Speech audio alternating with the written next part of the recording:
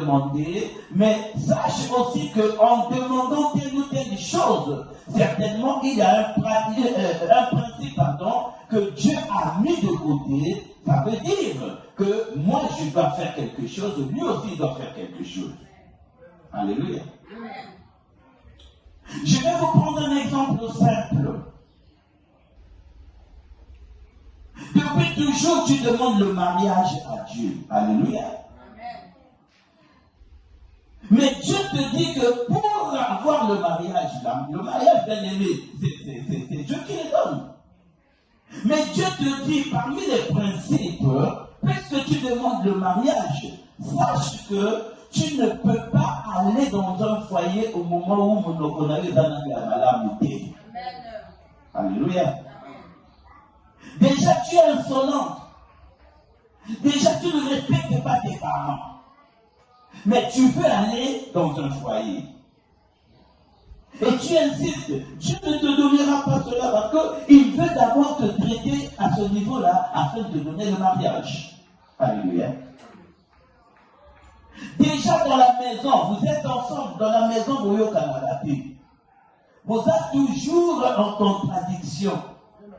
Et quand le mari parle, toi tu es déjà très loin. Et tu es même capable de dire que tu es cartésien. Mais le soir, très tôt le matin, tu fléchis les genoux, tu dis Seigneur, je veux honorer les parents. Mais comment tu vas honorer les parents? Quelqu'un comprend? Amen. Tu ne pourras pas honorer les parents parce que déjà toi-même tu es indiscipliné. Amen. Mais d'abord la discipline dans ta vie. Sois d'abord, comme le Seigneur a dit, que la femme doit être soumise à son mari. Est-ce qu'en toi il y a la soumission pour accéder au mariage? Voilà le problème. Amen. Papa, toi tu veux épouser une femme.